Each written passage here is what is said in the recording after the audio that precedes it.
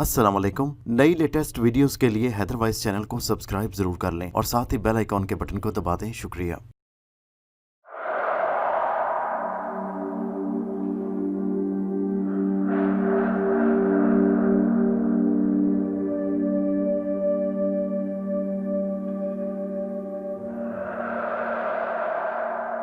ये कहानी बिल्कुल सच्ची है और मुझे मैटरनिटी वार्ड में दाखिल एक आर्मी ऑफिसर की नौजवान बीवी ने सुनाई थी, जो फौज में कैप्टन के ओहदे पर फायज था। मैं हॉस्पिटल में स्टाफ नर्स थी जब वो मरीज़ा शदीद दर्द में मुब्तला हमारे मैटरनिटी वार्ड में लाई गई थी। हम उसके ऑपरेशन की तैयारियां कर रहे थे कि यकायक वो उठी और भाग खड़ी हुई। वो चीख चीख कर कह रही थी कि नहीं नहीं, मैं जिन का बच्चा नहीं जनूंगी, मैं उससे पहले मर जाऊंगी। वो थोड़ी दूर तक भागी और फिर बरामदे के सतून से टकराकर बेहोश हो गई। उसके नाक और मुंह से खून बहने लगा था। हमने उसे बड़ी मुश्किल से उठाकर स्ट्रेचर पर डाला और वापस वार्ड में ले आए। इस हालत में उसका ऑपरेशन खतरनाक हो सकता था, इसलिए हमने उसे ऐसे इंजेक्शन लगाए कि उसका दर्द दब जाए, और उन इंजेक्शनों के असर से वो पूरी रात सुकून से सोती रही। मैं उसके बारे में बेहद मुतजस्सिस थी। रह रहकर उसके वो अल्फाज मेरे जहन में गूंज रहे थे जो बाकी नर्सों की निगाह में महज शिद्दत दर्द का हिज़यान था और उनका कोई हकीकी मतलब हरगिज़ नहीं था। लेकिन मेरे ख्याल में इन अल्फाज में कोई ना कोई राज ज़रूर पोशीदा था जो बहुत भयानक, बहुत डरावना था। चुनाचे अगली सुबह नाश्ते के वक्त उसके बिस्तर पर मैं जा पहुंची। वो जाग गई थी और खासी पुरसुकून दिखाई दे रही थी। उसे उस वक्त दर्द नहीं हो रहा था। मैंने उसे नाश्ता करवाया और मामूल की अद्वियात दी। उसके बाद उसका मूड अच्छा देखकर उससे गुज़श्ता रोज़ के वाक़े का तज़किरा किया और उन अल्फाज की हकीकत मालूम करने की कोशिश की जो उसके मुंह से उस वक्त अदा हुए थे। पहले तो वो टालती रही, वो मुझे बताना नहीं चाहती थी। फिर मेरे बार बार इसरार पर मुझे अपनी कहानी सुनाने पर तैयार हो गई, जो मैं उसके अल्फाज में बयान कर रही हूँ। मेरा नाम नाज है। मैं कराची में पैदा हुई और वहीं पली बड़ी। आज से 3 बरस पहले मैंने ग्रेजुएशन की तो मेरी मुलाकात नुमान से हुई। वो फौज में कैप्टन था और उसकी रेजिमेंट शुमाली इलाका जात में तैनात थी। मुझे बहुत हैंडसम और खुश मिजाज लगा। हम दोनों जल्द ही एक दूसरे के करीब आ गए और फिर 1 साल की हमारी दोस्ती के बाद हमारी शादी हो गई। ये कहकर वो रुक गई, शायद पुरानी यादों को अपने जहन में ताज़ा कर रही थी। फिर कहने लगी, हमारी शादी हुए अभी 1 महीना गुजरा था कि नुमान की रेजिमेंट को वहाँ से दूसरे छावनी में जाना पड़ा। अब ये रेजिमेंट वहाँ जा रही थी। हमने अपना मुख्तसर सामान समेटा और उसे ट्रक में लाद कर दूसरे शहर रवाना हो गए। वहाँ हमने सामान रेजिमेंट के एक स्टोर में रख दिया और ख़ुद आर्जी तौर पर फौजी मेस में रहने लगे। हम रोज़ाना किसी सस्ते फ्लैट की तलाश में प्रॉपर्टी डीलों के दफातर का चक्कर लगाते, मगर कोशिश के बावजूद हमें कोई मुनासिब फ्लैट नहीं मिला था। ऐसी बात नहीं कि नुमान को रिहाइश नहीं मिली थी। नुमान को फ़ौज की तरफ से बहुत बेहतरीन रिहाइश मिल चुकी थी, लेकिन उसमें कुछ काम करवाना बाकी था। चूँकि नुमान पहले सिंगल था, इसलिए उसे दूसरा घर मिला था, मगर अब शादी के बाद उसे फ़ौज की तरफ से दूसरा घर अलाट हुआ था। लेकिन उसकी तज़ीनो और आयश और कुछ काम के हो जाने के बाद ही वो हमें मिलना था। उस वक्त तक हमें एक आर्जी रिहाइश की ज़रूरत थी।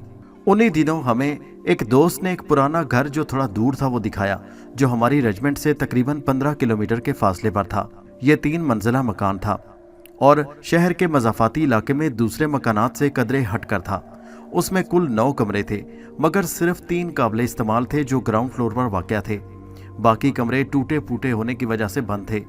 उन 3 कमरों का किराया सिर्फ 1500 रुपये था।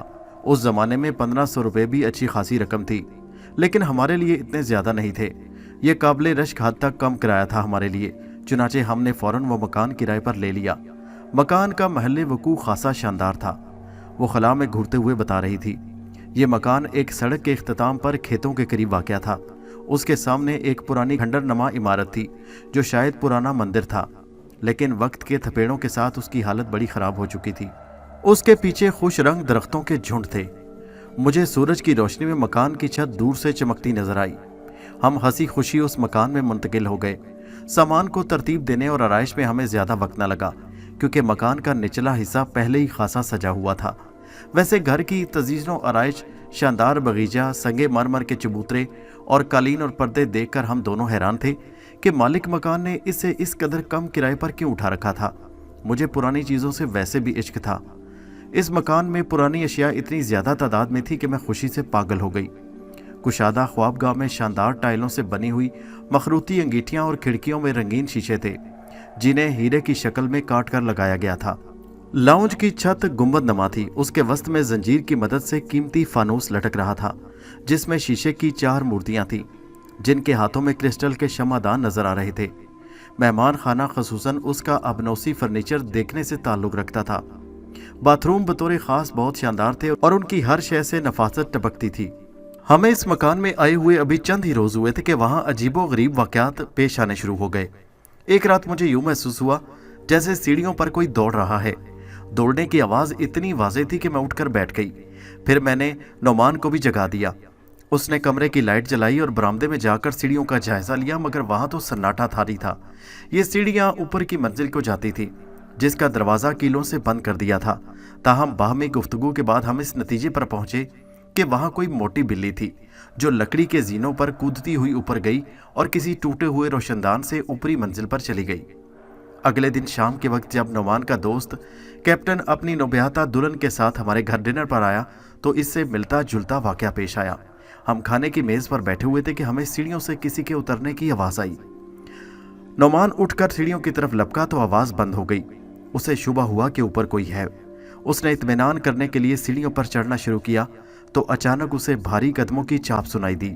कोई नीचे आ रहा था। फिर वो गैर महसूस अंदाज में नोमान के पास से गुजर गया और उसके ठंडे सांस की हवा नोमान की गर्दन से टकराई। उसके बाद सीढ़ियों पर एक हल्की सी बू फैल गई, जैसी जानवरों से आती है। लेकिन जो कुछ हुआ उस पर हमारे मेहमान किसी तरह यकीन करने को तैयार नहीं थे। हमारी बातों को उन्होंने वहम से ज्यादा कोई अहमियत ना दी और इस बात पर हमारा मजाक उड़ाने लगे कि हम पढ़े लिखे होकर तो हम परस्ती का मुजाहिरा कर रहे हैं। 5-6 दिन बिल्कुल आराम से गुजर गए, जिसकी वजह से हम इन 2 वाकयात को भूल गए। सच तो यह है कि अब हमें यही लग रहा था कि हम ख्वामख्वाह वहम का शिकार हो रहे थे। वो घर हर लिहाज से शानदार था।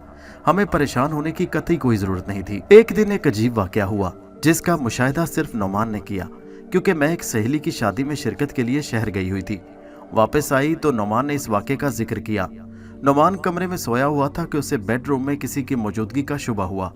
फिर उसे कालीन पर किसी के कदमों की हल्की चाप सुनाई दी। उसी लम्हे हवा का एक तेज झोंका आया और बाथरूम का दरवाजा जो खुला हुआ था एक झटके से बंद हो गया।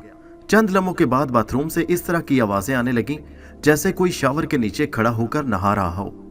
नोमान बाथरूम की तरफ लपका। उसने दरवाजे को धक्का दिया तो दरवाजा खुल गया। अंदर कोई नहीं था, लेकिन शावर से पानी पूरी रफ्तार से गिर रहा था।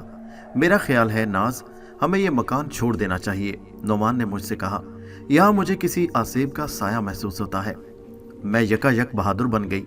कैसी बातें करते हो नोमान, इतनी सी बात पर हम मकान छोड़ दें? मेरा ख्याल है कि हमें टूंटियों को कसना चाहिए जो पानी के प्रेशर से खुद ब खुद खुल जाती हैं। नोमान अचंभे से मेरी तरफ देखने लगा, फिर बोला, मैं तो तुम्हारी वजह से कह रहा था नाज, वरना हम फौजी लोग ऐसी छोटी मोटी बातों से तो बिल्कुल नहीं घबराते। ठीक है, हम यहीं रहेंगे, चाहे कुछ भी हो। वैसे भी इतने कम किराए में हमें कोई दूसरा मकान नहीं मिलेगा। बात आई गई हो गई। हफ्ता भर और नोमान की वालदा हमारे घर आई। आते हुए वो नोमान के लिए एक जर्मन अल्सेशन कुत्ता बतौर तोहफा ले आई। कुत्ता बहुत प्यारा और सेहतमंद था, लेकिन मैंने साफ महसूस किया कि वो कुछ बेचैन सा रहता है और बार बार सीढ़ियों की तरफ देखता है। उसने अपनी दुम भी पिछले पैरों में दबा ली और अजीब अजीब सी आवाजें निकाल रहा था। गालिबन उसे सर्दी लग रही थी। नोमान ने जैसे अपना ख्याल जाहिर किया और कहने लगा, मैं इसे दूध पिलाऊंगा और वो भी गरम गरम। रात के वक्त नोमान ने उसे बरामदे में बांध दिया। अलबत्ता उसने एहतियात के तौर पर उसे एक ऊनी कोट उड़ा दिया ताकि वो सर्दी से महफूज रहे। आधी रात के वक्त कुत्ते ने यकलख्त जोर जोर से भौंकना शुरू कर दिया, जैसे उसने किसी अजनबी को देख लिया हो। नोमान ने उठकर खिड़की का भारी पर्दा उठाया और धुंध आलूद शीशों से बाहर झांकने की कोशिश की, तो उसे बरामदे में किसी आदमी की परछाई नजर आई जो तेजी से गायब हो गया। कुत्ता काफी देर भौंकता रहा, फिर यकदम चुप हो गया। कौन था? मैंने तजस्सुस से पूछा। गालिबन कोई चोर। कुत्ता भौंकने की वजह से भाग खड़ा हुआ। नोमान ने कहा, तुम बाहर ना जाना, मैंने जल्दी से कहा। आजकल के चोर मसामत पर आतिशी असले के इस्तेमाल से दुरेक नहीं करते। तुम ठीक कहती हो, नोमान ने जमाई लेते हुए कहा। वैसे भी जब हमारा नुकसान नहीं हुआ तो चोर का पीछा करने का क्या फायदा। ये कहकर वो दोबारा बिस्तर में घुस गया और सोने के लिए करवट बदल ली। लेकिन अगली सुबह जब हम बेदार हुए तो ये देखकर हम शिश्तर रह गए कि हमारा कुत्ता अपनी ही जंजीर में बुरी तरह जकड़ा हुआ था और गला घुटने की वजह से उसकी मौत हो गई थी। मुझे नोमान को और खसूसन उसकी वालदा को कुत्ते के मरने का बेहद सदमा हुआ। लेकिन हम किसी हतमी नतीजे पर न पहुंच सके कि कुत्ता अपने ही हाथों मौत के मुंह में चला गया या उसे किसी शख्स ने मारा था, जिसकी परछाई नोमान ने उस रात खिड़की में देखी थी। नोमान की वालदा चली गई। नोमान भी 5-7 रोज के लिए किसी मश्क पर चला गया तो मैं घर में अकेली रह गई। नोमान से जुदा रहने का यह मेरा पहला इत्तेफाक था, इसलिए मुझे बहुत बोरियत हुई। दिन का बेशतर हिस्सा मैं अपनी दोस्त के घर गुजारती, जो एक बेवा औरत थी और हमारे घर से करीब 3 मकान में रिहाइश पजीर थी। वो मकान हमारे घर से 400 गज दूर था और बीच में खेत थे। पहले ही रोज मिसेस सिद्दीकी ने मुझे बहुत मोहतात अंदाज में ये बावर कराया कि मकान आसेब ज़दा है।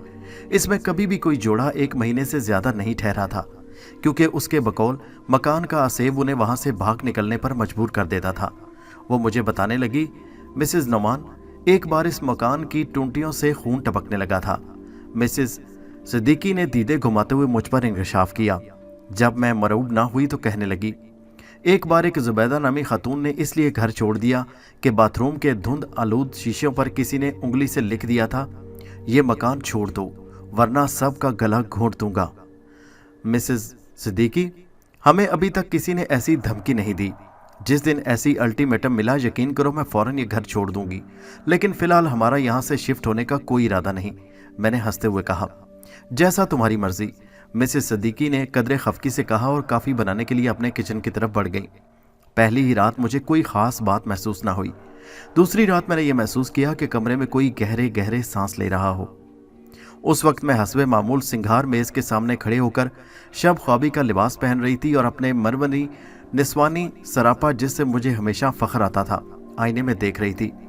तभी मुझे महसूस हुआ कि मेरे पीछे कोई है जो आईने में मुझे देख रहा है। मैं चौंक कर पलटी, मगर वहाँ कोई नहीं था। उसी लम्हे मुझे अपने मोहब्बत करने वाले पुरजोश खामद का ख्याल आया। जब कभी मैं इस तरह खड़ी होती तो वो मुझे पुरशौक निगाहों से देखता और इसी तरह गहरे गहरे सांस लेता। गालिबन ये उसी की याद थी जो उस लम्हे मेरे जहन पर मुसल्लत थी। तभी मुझे इस तरह महसूस हो रहा था। ये सोचकर मैं इत्मीनान से बिस्तर में लेट गई। थोड़ी देर बाद फ़ोन की घंटी बजी। दूसरी तरफ नोमान था। हेलो नाज, कैसी हो? मुझे उसकी भारी आवाज़ सुनाई दी। मैं बिल्कुल ठीक हूँ, लेकिन तुम्हें बुरी तरह याद कर रही हूँ, मैंने प्यार से कहा। कब आओगे तुम? बताया तो था कि 1 हफ्ते की मशकें हैं। 2 रोज़ गुजर गए, 5 रोज़ अभी बाकी हैं। मैंने कहा, Noman I really miss you. मैंने जज्बाती लहजे में कहा। वो थोड़ी देर मुझसे बातें करता रहा, फिर फ़ोन का सिलसिला काट दिया। अगली रात 10 बजे के करीब मैं गुस्ल करके कपड़े बदल रही थी कि बाहर किसी गाड़ी के टायर चरचराए। मैंने खिड़की से झांक कर देखा तो हैरान रह गई। ड्राइववे पर एक फौजी जीप खड़ी थी, जिसमें से मेरा शौहर उतर रहा था। उससे पहले कि मैं बाहर जाती, जीप उसे उतार कर वापस चली गई। ओ स्वीट हार्ट, मैं भागती हुई बाहर गई, उससे लिपट गई। तुम तो कह रहे थे कि 5 रोज बाद मश्क खत्म हो गई, तुम इतनी जल्दी कैसे आ गए? क्या तुम्हारी मश्कें मनसूख हो गईं? अरे नहीं डियर, मश्क जारी है। दरअसल कमांडिंग ऑफिसर को कुछ ज़रूरी नक्शाजात की ज़रूरत पड़ गई थी, इसलिए उसने मुझे 1 रात के लिए वापस भेज दिया। मेरे साथ जो सार्जेंट आया है, उसे मैंने नक्शे लेने हेडक्वार्टर भेजा है। वो सुबह सुबह नक्शे लेकर आएगा और मुझे पिक करता हुआ चला जाएगा। कहो कैसा है? वेरी नाइस, मैंने चहकते हुए कहा। मैं नोमान की गैर मुतवक्को आमद पर बहुत खुश थी। अंदर आकर सबसे पहले मैंने उससे डिनर के बारे में पूछा तो उसने ये कहकर इनकार कर दिया कि वो रास्ते में बर्गर खाकर आया है, इसलिए उसे डिनर की ज़रूरत नहीं। मैंने उससे कपड़े बदलने को कहा तो उसने इस बात में सर हिलाया और शावर लेने के लिए बाथरूम में घुस गया। थोड़ी देर बाद हम दोनों बिस्तर पर मौजूद थे और प्यार भरी बातें करने लगे और हम एक दूसरे में खो गए। सुबह सवेरे फौजी जीप दरवाजे पर आ खड़ी हुई। जी तो नहीं चाहता था कि नोमान वापस जाए, लेकिन मजबूरी थी, इसलिए मैंने उसे भारी दिल के साथ रुखसत किया। जाते जाते वो मुझे अलविदाई बोसा देना नहीं भूला। उस रात नोमान का अंदाज बड़ा अजीब सा था। वो मुझसे ऐसे पुरजोश से मोहब्बत की बातें करता रहा और ऐसे वालियाना अंदाज में कि जैसे उसने पहले ऐसा अंदाज कभी अपनाया नहीं था। शाम तक मैं उसके जाने से उदास रही। मैंने जब मिसेस सिद्दीकी को बताया कि मेरा शौहर मशकों के इलाके से मुझे मिलने आया था तो उसके चेहरे पर रश्क व हसद के मिलते जुलते तासुरात थे। उसने मुझसे कहा कि शादी के पहले 2 साल मर्द ऐसे ही लट्टू की तरह अपनी बीवी के इर्द गिर्द घूमते रहते हैं। ये वक्ती गुबार जल्द ही ढल जाता है। खुद मिसेस सिद्दीकी का यही हाल था। फिर वो मुझे अपनी जवानी के किस्से सुनाने लगी, जिनसे मुझे कोई दिलचस्पी न थी। रात में शब ख्वाबी का लिबास पहनकर बिस्तर में लेटी तो मुझे नोमान के फ़ोन का शदीद इंतज़ार था।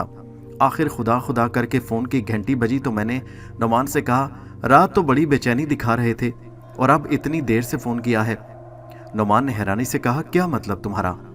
अब मतलब बताऊं क्या? मिसेस सिद्दीकी शायद ठीक ही कहती हैं, ये सब वक्ती गुबार होता है।